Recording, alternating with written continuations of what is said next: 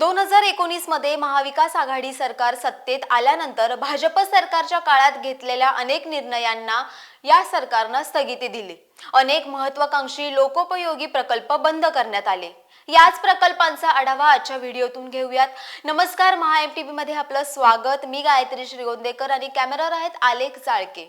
2019च्या विधानसभा निवडणुका झाल्या। निकाल हाती येताच काँग्रेस, राष्ट्रवादी काँग्रेस आणि शिवसेना अशी तिघाडी यांचं सरकार आलं। उद्धव ठाकरे या सरकारमध्ये मुख्यमंत्री झाले। मात्र सत्तेत आल्यानंतर त्यांनी भाजप सरकारच्या काळात घेतलेल्या अनेक निर्णयांना स्थगिती दिली। त्यापैकीच एक म्हणजे विविध महामंडळावरील नियुक्त्या रद्द केल्या। 2014 मध्ये सत्तेत आलेल्या मुख्यमंत्री देवेंद्र फडणवीस यांच्या सरकारनं शासकीय आणि अशासकीय मंडळे, महामंडळे आणि समित्यांवरील अध्यक्ष आणि सदस्यांच्या नियुक्त्या विधानसभा निवडणुकीपूर्वी केल्या होत्या। शासकीय आणि अशासकीय मंडळ, महामंडळ आणि समित्यांवरील अध्यक्ष या सदस्यांचा कार्यकाळ हा 3 वर्षांचा असतो। मात्र जर राज्यात सत्तांतर झालं तर मंडळ, महामंडळ आणि समित्यांवरील नियुक्त्या रद्द करण्यात येतात। हेच पाहता सत्तेत येताच 2020 मध्ये तत्कालीन ठाकरे सरकारनं 3 जानेवारी 2020 रोजी या नियुक्त्या रद्द करण्याचे आदेश जारी केले। आता पुढचा निर्णय पाहूयात। सहकारी साखर कारखान्यांच्या कर्ज हमीला स्थगिती। 4 डिसेंबर 2019 रोजी 310 कोटी रुपयांच्या बँक हमीला मुख्यमंत्री उद्धव ठाकरे यांच्या नेतृत्वाखालील आघाडी सरकारनं स्थगिती देण्याचा निर्णय घेतला। दरम्यान फडणवीस यांच्या नेतृत्वात सरकारनं राज्यातील 15 सहकारी साखर कारखान्यांना हमी दिल्यानं या साखर कारखान्यांना कर्ज मिळण्याचा मार्ग खुला झाला होता। साखर कारखान्यांना बँक हमी व खेळत्या भांडवलापोटी 310 कोटी रुपयांची मदत देण्याचा निर्णय फडणवीस सरकारनं घेतला होता। कारखान्यांना नेटवर्क पॉझिटिव्ह असणे, सरकारी थकबाकी नसावी, शेतकऱ्यांचं देणं बाकी नसावं अशा काही अटी कर्जासाठी घालण्यात आल्या होत्या। मात्र राज्यात सत्ता बदल झाला आणि महाविकास आघाडीनं मंत्रिमंडळ बैठकीत आर्थिक अडचणीत असलेल्या साखर कारखान्यांना मदत देऊन नेमकं काय साध्य होणार अशी भूमिका घेत फडणवीस सरकारचा हा निर्णय रद्द केला। आता पुढचा आणि महत्त्वाचा निर्णय, मेट्रो 3 कारशेडच्या कामाला स्थगिती। महाविकास आघाडी सरकार येताच मुख्यमंत्रीपदी बसलेल्या उद्धव ठाकरे यांनी 29 नोव्हेंबर 2019 रोजी आपल्या कारभाराच्या पहिल्याच दिवशी आरेतल्या कारशेडच्या कामाला स्थगिती देण्याची घोषणा केली। मेट्रो 3चं आरेतील कारशेडचं काम थांबवून दुसऱ्या जागी नव्यानं कारशेडचं काम सुरू करण्यासाठी वाढीव 5000 कोटींचा खर्च येणार आणि प्रकल्पाला विलंब होणार याची कल्पना असून देखील ठाकरेंनी कथित पर्यावरणवाद्यांना खुश करण्यासाठी या कारशेडचं काम रोखलं। सर्वोच्च न्यायालय आणि उच्च न्यायालयानं दिलेल्या निकालानंतरही जवळपास 50% काम पूर्ण झालेल्या आरे मेट्रो कारशेडच्या कामाला ठाकरे सरकारनं स्थगिती दिली। यानंतर सत्तेत येताच एकनाथ शिंदे आणि देवेंद्र फडणवीस यांनी शपथ घेतल्यानंतर पहिला निर्णय आरे कारशेडच्या निमित्तानं घेतला।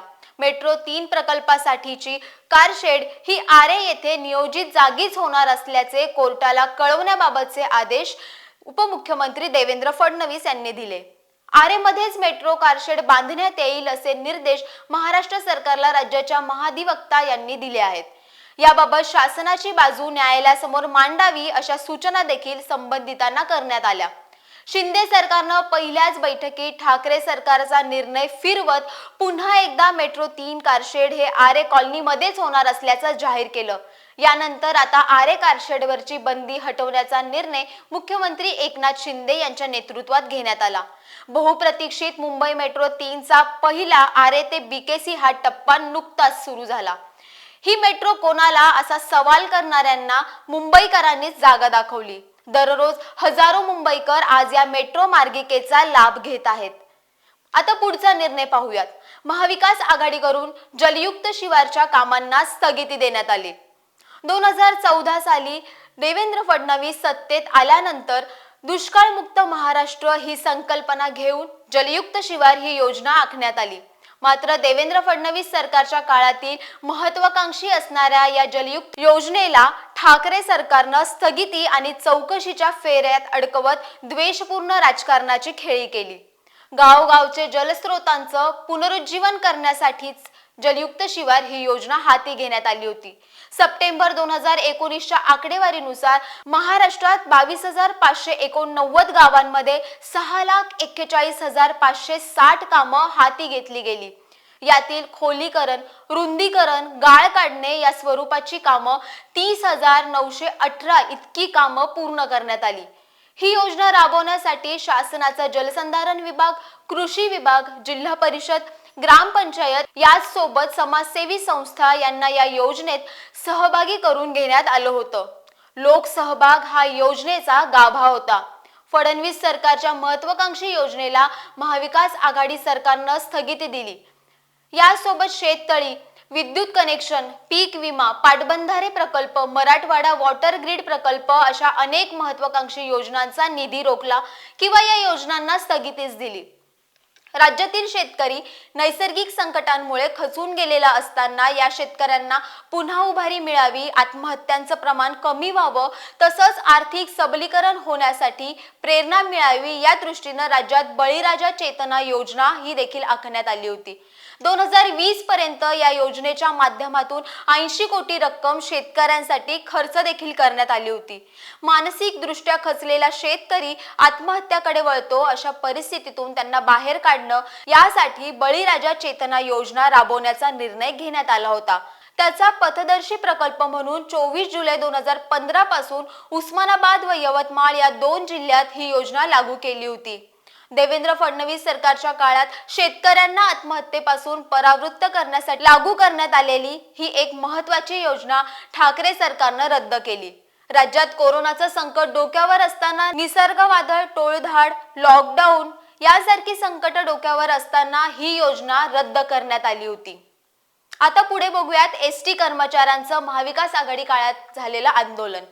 राज्यातील लाखो जनतेची जीवनवाहिनी समजल्या जाणाऱ्या एसटीच्या पुनरुज्जीवनासाठी या सरकारनं म्हणजेच महाविकास आघाडी सरकारनं कोणतीही ठोस पावलं उचलली नाहीत. कोरोनाच्या काळात एका योद्ध्याप्रमाणे काम केलेल्या एसटी कर्मचाऱ्यांना वेठीस धरण्याचं काम या काळात झालं.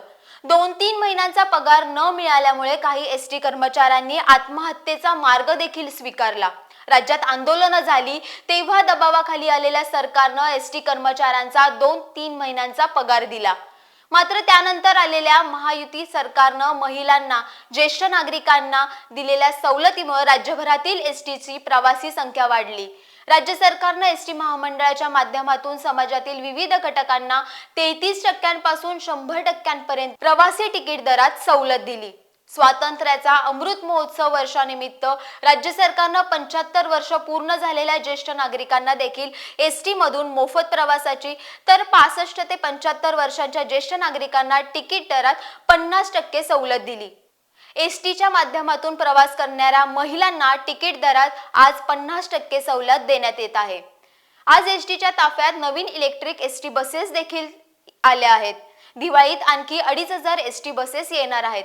एवढंच नाही तर चालक आणि वाहकांसाठी अद्ययावत असं विश्रांतीगृह, स्थानकांचं सुशोभीकरण आणि पुनर्विकास कामं देखील वेगात सुरू आहे. त्यामुळे एसटीनं देखील आता प्रवास सुखकर देखील झाला आहे आणि एसटी मोठ्या प्रमाणात नफ्यात देखील आहे. पुढचा प्रकल्प आहे बुलेट ट्रेन प्रकल्प. बुलेट ट्रेनचा उपयोग नेमका कोणाला होणार आहे, त्याच्यामुळे इथे किती उद्योगधंद्यांना चालना मिळेल आणि जर तो प्रकल्प उपयोगाचा असेल तर पटवून द्या असं आवाहन करत तत्कालीन मुख्यमंत्री उद्धव ठाकरे यांनी बुलेट ट्रेन प्रकल्पाला स्थगितीचा निर्णय सामना या त्यांच्या मुखपत्राला मुलाखत देताना जाहीर केला आणि ह्या प्रकल्पाला तिथेच ब्रेक लागला. मात्र राज्यात महाविकास आघाडी सरकारच्या काळात लालफितीत सापडलेला हा प्रकल्प राज्यात सत्तांतर होताच पुन्हा एकदा शिंदे फडणवीस यांच्या नेतृत्वात फास्ट ट्रॅकवर आला. पुढील काही महिन्यातच 100% भूसंपादनासह प्रकल्पाचं बीकेसी, पालघर, विरार या भागातील कामांना वेग आला. इतकंच नाही तर या प्रकल्पात बांधण्यात येत असलेल्या देशातील पहिल्या समुद्राखालील बोगद्याचं काम देखील आता प्रगतीपथावर आहे. महाविकास आघाडीने 2.5 वर्षात स्थगिती दिलेले प्रकल्प राज्यात 2022 मध्ये सत्तांतर होतात पुन्हा एकदा गतिमान झाले. मेट्रो 3, अटल सेतू, समृद्धी महामार्ग, वाशी खाडी पूल, मुंबई कोस्टल रोड यांसारखे प्रकल्प आज जनतेसाठी खुले झाले आहेत. त्यामुळेच जनता जाणते की विकास हवाय की स्थगिती. हा संपूर्ण विषय तुम्हाला कसा वाटला ते आम्हाला कमेंट बॉक्समध्ये नक्की कळवा. MHAMTVच्या फेसबुक पेजला लाईक करा, आमचं यूट्यूब चॅनल आहे ते देखील सबस्क्राईब करा आणि अशाच अन्य घडामोडींसाठी www.mahamtv.com या आमच्या संकेतस्थळाला नक्की भेट द्या. तूर्तास धन्यवाद.